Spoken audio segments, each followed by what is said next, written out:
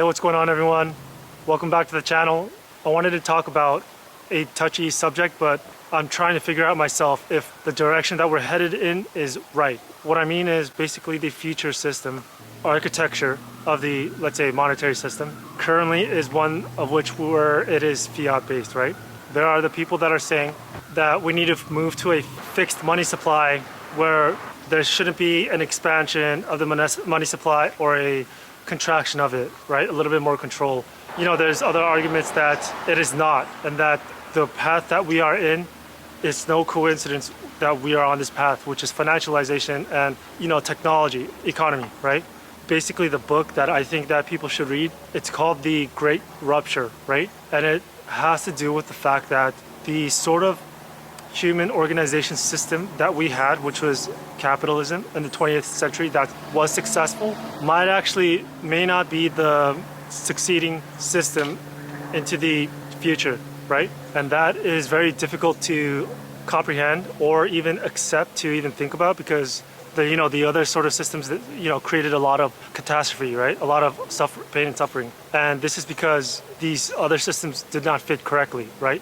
It was a scaling problem, right? Capitalism was able to scale properly in a world where data points were non-computable because there was no data computing systems, or the data computing for the human was at too large of a capacity for them to be able to compute. So you had mispriced signals and all of that sort. Now, we are in a future where we do have these computing systems, and these data signals are much more accurate and easily analyzed. Might even be able to autopilot some of these things, right? With, let's say, now we have smart contracts and of that sort.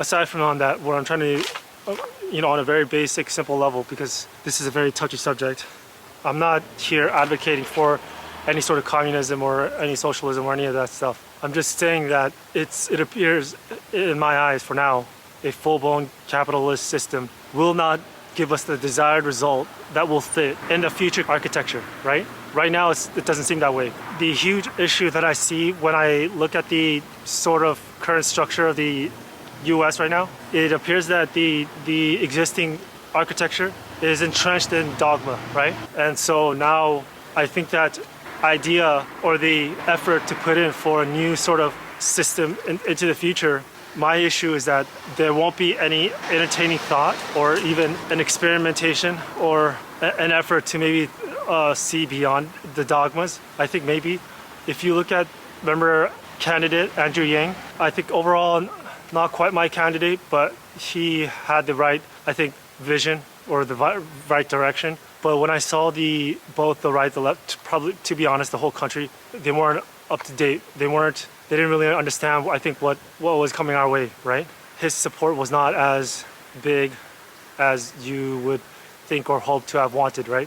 Because he ran on the basic premise that there's going to be automation that will replace many jobs than most people think. But the problem that I'm trying to bring up is that we can't even, first of all, before we even get to sit down and have a conversation about this, it seems that we might not even get to understanding that situation, right? And I think what's going to happen, we're going to get to a point where people are going to start to see way more machines throughout the economy and daily life, in coffee shops and restaurants and in gas stations, automated gas stations, automated convenience stores. Then maybe people will begin to realize and have a social desire to look into some of this stuff and then think for themselves, okay, this is what we might need to do. The other component problem to this is that legislation and politics, and I unfortunately have a concern that not only will it be used as a political football, but also I think that it could go the wrong way, right?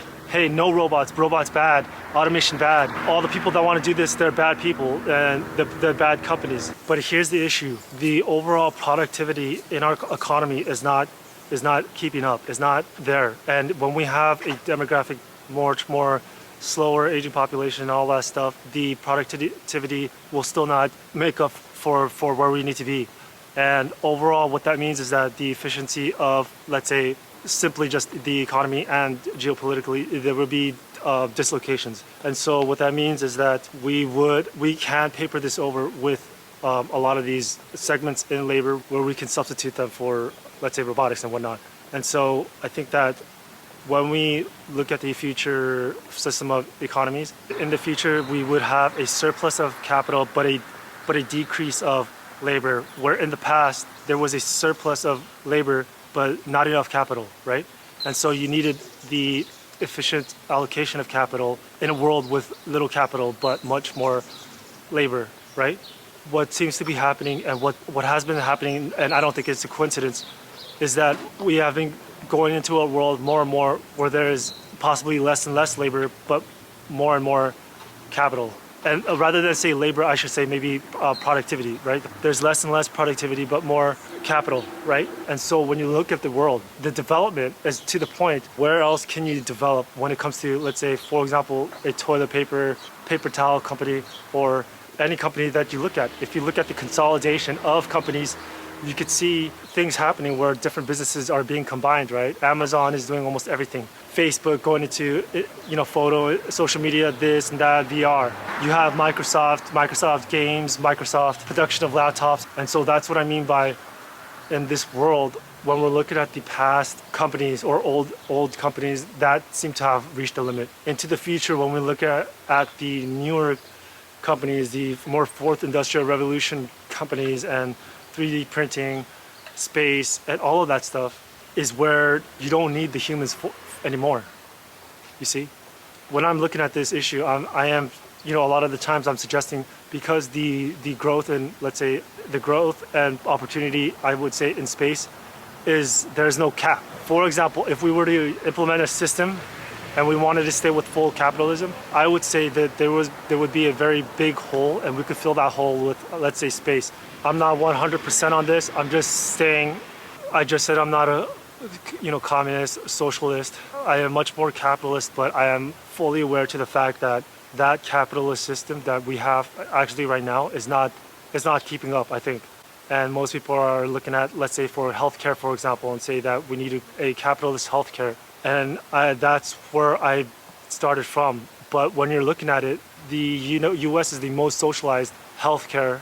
I think that that's not by coincidence. Something like that is much greater trends. I'm not sure. I'm still, looking at it and trying to figure that out myself. When we're looking at the economies of East Asia, I've already said this, that, China likes to say that it's socialism with Chinese characteristics or something like that, is much more European and already that Northern Asian region, where there seems to be much more private and public sector cooperation and, or what people call in China state-owned enterprises, and how that's, that's not a good thing and all that stuff. When you're looking at a world where the computing system of data, computing systems can be done centrally, and you can do it top down, where you can, maybe you want to have a discussion with the country and the people that private and public sector cooperation can be useful, right? And to be honest, we saw during the pandemic and other companies, and Johnson & Johnson, healthcare companies, vaccine companies, the airplane companies, and all of that stuff.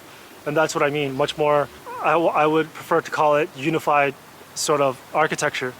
But a lot of other people are obviously going to call it very differently, and it could be, right? For now, this video, I'll leave it here. Let that process and see if the things I've said have come across correctly. But other than that, that's all I have for this video today. And hopefully you guys are sort of keeping aware of what I'm saying and what might be happening into the future, happening right now, actually. That way, for a lot of people that don't understand, you would be able to go help them and explain to them. But other than that, if you're watching this video, keep your eyes open and your ears open, and good luck.